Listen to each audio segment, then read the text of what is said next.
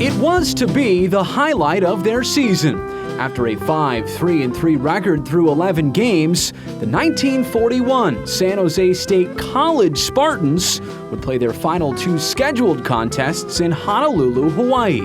The team arrived in style aboard the SS Lurline on December 3rd and enjoyed their first few days in paradise. They were kind of nice. We had a lot of girls that came down and danced with us and take us to parties. And the college was had a homecoming weekend or something up there, and they welcomed us.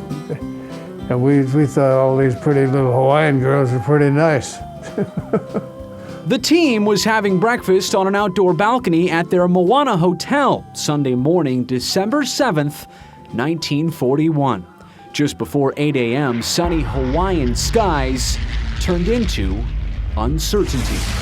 We didn't know what the Japanese planes were flying around. We didn't know what that meant. Nobody said we're at war now. But indeed, this was the beginning of World War II for America, as the Spartans witnessed firsthand the attack on Pearl Harbor. What was the emotion that you felt as you see such a beautiful place like Honolulu turned into a disaster? It took us a long time to absorb all this, even though it was going on right in front of us. And when I saw these airplanes come in with the Japanese pilots in them, I knew that they weren't supposed to be there. So we went outside to see what was going on, and just then a couple of American soldiers came and set up a machine gun right next to the porch of the Moana Hotel, facing outward, facing toward the sea. So we knew something serious was going on. A chaotic scene led to even more confusion for Jack and his teammates.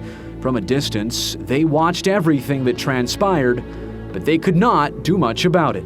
What we see on television, is that what it looked and felt like to you being there? Pretty much, but the cameramen got much better views of things than we did, believe me.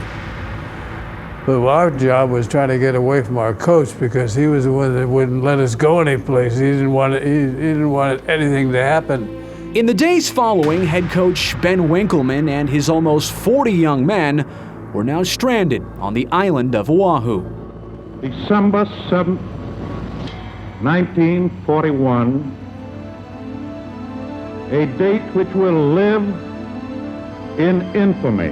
By now, the rest of the country knew what happened at Pearl Harbor, but for the players, communication back home to California was impossible, and ultimately a plan to get there was non-existent. It left Jack Galvin with one burning question. When are we going to get the hell out of here? And we're just a bunch of kids. The only adult is the coach. It was partly an adventure and partly a dangerous situation. That's the way I looked at it.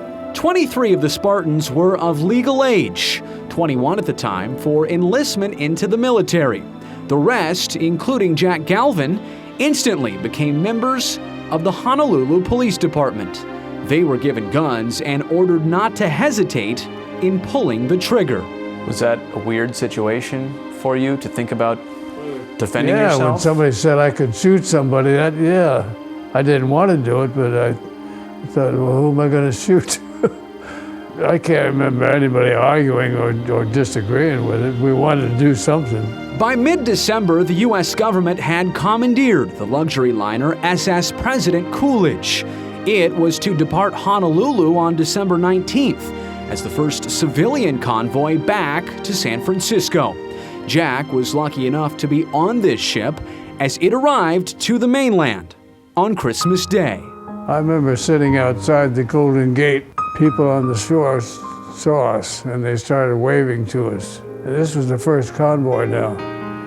And as we went down the Embarcadero, the crowd got bigger and bigger until we finally landed. Relieved to be back, Jack immediately drove to his parents' house in Redwood City. They had no idea he was returning or that he was even alive. What was that like when You knocked on the door and they opened. Oh, I never seen my dad in shock. He was almost in shock. He just standing there, and he knew I wasn't supposed to be there. But everything turned out fine. They came for football but witnessed history.